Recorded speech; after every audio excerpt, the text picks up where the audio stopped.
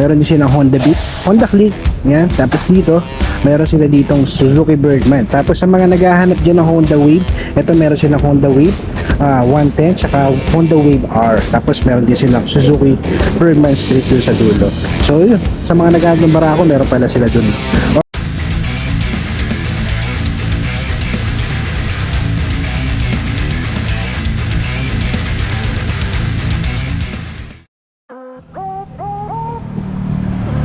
What is up mga karepo? Welcome kayo sa panibago kong repo update. Kung ikaw ay mahilig sa motor at naghahanap ka ng mura, second hand at installment na motor, ang channel na to ay para sa iyo. Kaya kung hindi ka pa nakasubscribe, pinindin mo na yung subscribe button at ang notification bell, sa ganun ay ma-notify pa kita sa mga susunod ko pa ilalabas na repo update. Sa mga hindi pa nakakapanood ng last episode ko, ito yung thumbnail niya. Ilalagay ko na lang sa description yung link ng video para kung gusto nyo panoorin, i-click nyo lang. Kung magustuhan nyo mag video na ito mga karepo, pindutin nyo lang yung like and share button sa baba ng video, at malayang malaya kayo mag-comment sa comment section kung ano ba magiging opinion nyo sa mga motorsiklo na makikita nyo ngayon sa video ko. Alright mga karepo, kung sakaling may magustuhan kayo dito at balak nyo kumuha ng installment, ilalagay ko na lang dyan sa screen yung requirements sila, screenshot nyo lang. At para naman sa mga magtatanong dyan ng location mga karepo, nandito ako ngayon sa Motor Trade Abad Santos. Ang full address nila dito mga karepo is 2298 Jose Abad Santos, Tondo, Manila. Ilalagay ko na lang dyan sa description at sa comment section yung full address at number nila. At para kung malayo kayo, pwede muna kayo tumawag mismo dito sa branch nila. At kung malapit kayo, pwede na kayo bumisita mismo dito mga karepo. Alright, so yun mga karepo, mag-i-start na ako. So dito meron silang Mio Gear. Ayan, ang updated price na ito yan mga karepo. Ito, 61,825 mga repo. Tapos as usual mga repo, kapag mga repo dito is zero down payment dyan. Alright, so yun, sa monthly na ito kapag kukunin siya ng installments, nasa 3,454. Yan. Yan mga karepo, sa appearance ito, yan, sa pairing siya makikita nyo kulay blue, matte blue. So yan, wala pa naman siya mga basag, no? So yan, sa mileage na ito is nasa 5,000 lang. Sa headlight niya okay pa, yan, the rest okay pa naman mga karepo, all stock pa. Alright, so dito walang presyo pero titignan lang din natin yung condition nito, no? So yan, sa mga naghahanap din ng Honda Beat, ito meron sila dito, matte black. Alright, so sa condition nito mga karepo, yan, kung makikita nyo naman dito sa headlight niya, signal niya, okay pa naman. Dito pa na meron na pala siyang issue dito sa kaliwang signal niya. Okay, so medyo basag na siya. Pero yan, depende na sa inyo mga karepo, no? Alright, so yun, pwede rin naman yung sa gulong niya, mukhang okay pa naman siya, mukhang bago pa to kasi makapal pa yung gulong niya eh. Okay, so the rest, all stock, okay pa, pati mirror na dito pa. Alright, so yan, sa mga nagagang Honda Fit dyan, meron sila dito. Dito naman sa mga naghahanap din ng Honda Click mga repo 125 na version 2. Ayan, meron sila dito. Alright, so sa appearance nito kasi wala naman siyang price na nakalagay. Sa mileage niya, hindi natin makikita kasi naka-digital panel ito mga karepo. Alright, so yun, pagdating dito sa signal niya, tsaka sa headlight niya, wala kayong po problemahin. Yung mga karepo, pasensya na kayo sa boses ko kasi magkailan lang muna ko. Pero yan, kaya pa naman. Alright, so yan, pagdating sa headlight, sa signal, okay pa naman. Front fender nga naman, mga minor scratches siya. Sa gulong niya, makapal pa mga karepo. Tapos yung dito sa likod, stock pa. Okay pa naman yung seats niya, no? May konting signature na po sa, pero okay pa naman. Hindi pa naman ganun kalalim, no? Pwede pong pagtsagaan. Alright, so sa mirror niya, ito, stock mirror pa siya. Okay, overall, para sa akin, okay pa to. Makinis na makinis pa siya. Alright, so sa mga naghahanap din ng Honda Click 125 na version 2 na white, ito meron sila dito. Dito naman mga karebo, sa mga naghahanap din ng Honda Click na version 3. Kaya lang, ang problema dito, bukod sa wala siyang presyo, kaya mapapansin nyo, meron na siyang issue dito sa may sigband ng signal niya. Sa fairing siya dito sa shield, no? Pasag na. Okay, so yan, magdidepende sa inyo yan, pati dito sa front fender, no? So, dito naman banda sa likod, okay pa naman siya mga karebo. Alright, so yeah, version 3 mga karepo. Tapos ito naman ito, mukhang okay na okay pa mga karepo, no? Version 2 na Honda Click. So ang kulay niya is matte black. Alright, so yan, sa condition na ito, sa fairing siya mga karepo, yan, okay pa naman. Yan, wala pa naman siyang basag, wala nga na siyang grab bar sa likod. Tapos dito sa seats siya, aftermarket na pero maganda klase itong pinalit, okay pa naman siya.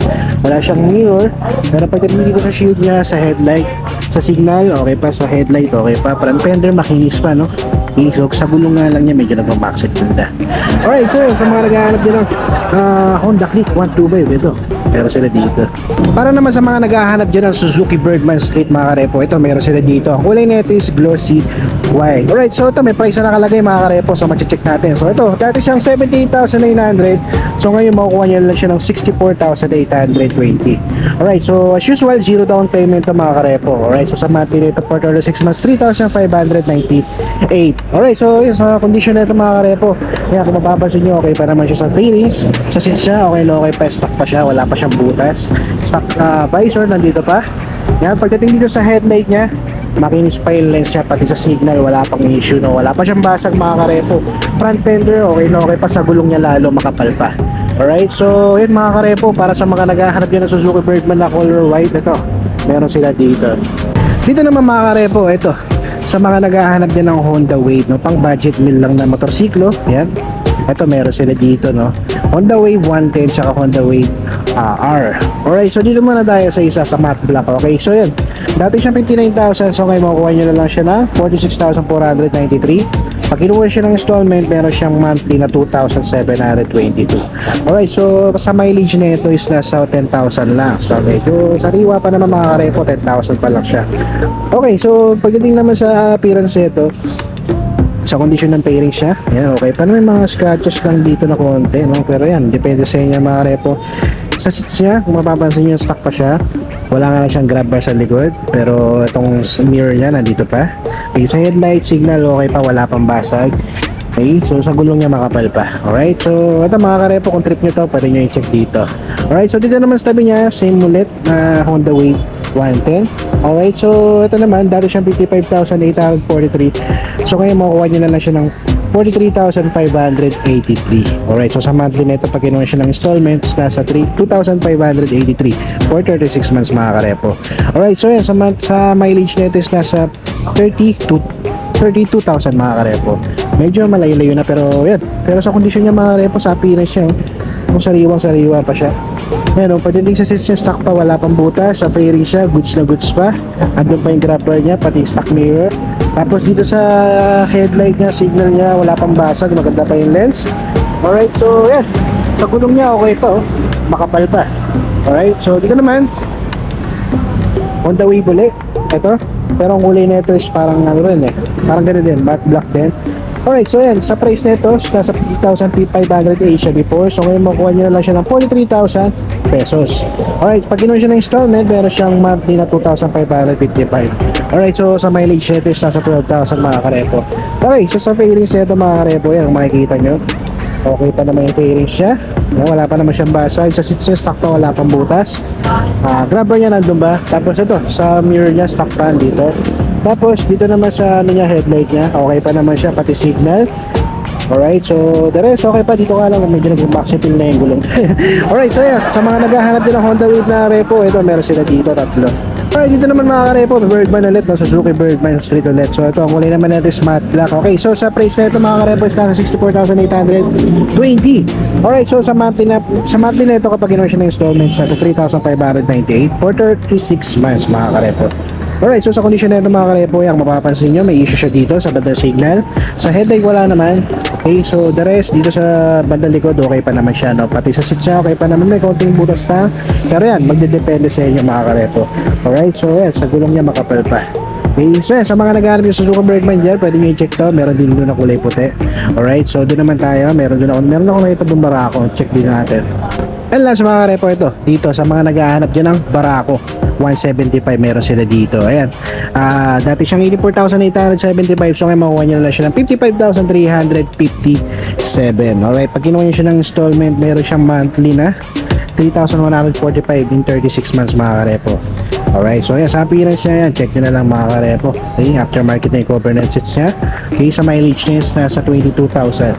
Okay, banda rito sa harap, okay pa naman yung headlight niya, pati signal niya mga karepo. Sa gulong niya makapal pa naman. Alright, so yung mga karepo, no, sa mga naghahanap dyan ng barako dyan, 175, ito available dito. Alright, so sa mga naghahanap naman dyan ng brand new, ito meron sila dito. Panoorin nyo na lang sa isa kong channel mga karepo. Alright, so ito, sa ngayon, ito na yung mga reposes nila dito sa Motor Trade Abad Santos. Alright, so yun mga karepo, maraming salamat. So that's it for today.